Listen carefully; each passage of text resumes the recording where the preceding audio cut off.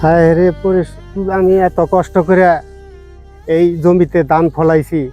সবুজ ধানে ভরা মাঠে এখন শুধু পোড়া গন্ধ আর কৃষকদের দীর্ঘশ্বাস। ইটের ভাটার বিষাক্ত ধোঁয়া ও তীব্রতাপে প্রায় 25 একর জমির বোরো ধান পুড়ে নষ্ট হয়ে গেছে। এতে শতাধিক প্রান্তিক কৃষক চরম ক্ষতির মুখে পড়েছেন। অনেকেই ঋণ নিয়ে কিংবা অন্যের জমি বর্গা নিয়ে চাষ করছিলেন। সেই ধানই ছিল তাদের সারা বছরের খাবারের ভরসা। এখন চোখের সামনে ফসল নষ্ট হয়ে যাওয়ায় দিশেহারা হয়ে পড়েছেন তারা।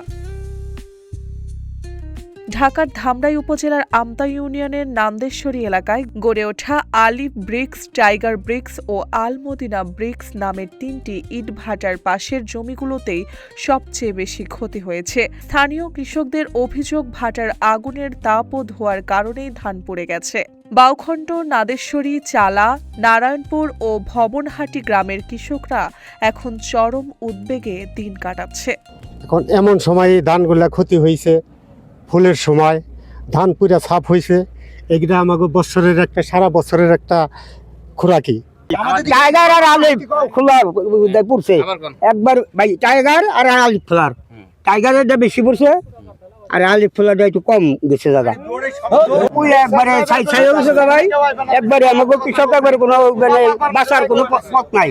ক্ষতিগ্রস্ত কৃষকরা প্রশাসনের কাছে দ্রুত ক্ষতিপূরণের দাবি জানিয়েছে। তারা বলেছে, প্রতি বছরই ইটভাটার কারণে এমন ক্ষতি হলেও স্থায়ী কোনো সমাধান হচ্ছে না। এই এত টাকা খরচ করে ধান বুনছি, এই অন্তত আমরা মাঠে ধানটা না উঠিয়ে পারি, এই ধান নিয়ে আমরা বউগুলাহান নিয়ে বউ আস্তা নিয়ে সফটওয়্যার নিয়ে খামো। এই ধানটাই আমার ঘরে যদি না থাকে আমরা কি খেয়ে বাঁচব?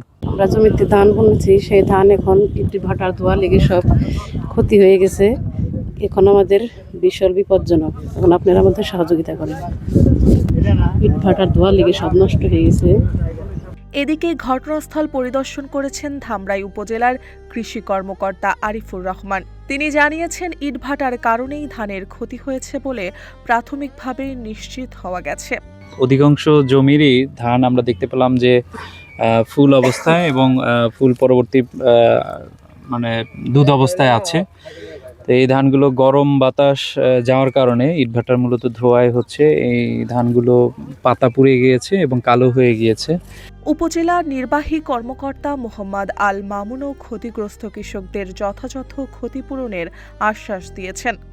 উপজেলা প্রশাসন, কৃষি অফিস, যারা ক্ষতিগ্রস্ত কৃষক এবং ইটভাটা মালিক সমিতি, এগুলো বসে আমরা ক্ষতিপূরণ নির্ধারণপূর্বক যা ক্ষতিগ্রস্ত কৃষকদেরকে ক্ষতিপূরণ পাওয়ার সব ধরনের ব্যবস্থা গ্রহণ করব। প্রান্তিক কৃষকদের দাবি শুধু আশ্বাস নয়, ভবিষ্যতে যেন আর কোনো কৃষকের স্বপ্ন এভাবে আগুনে পুড়ে না যায়, সেই ব্যবস্থা এখনই নিতে হবে।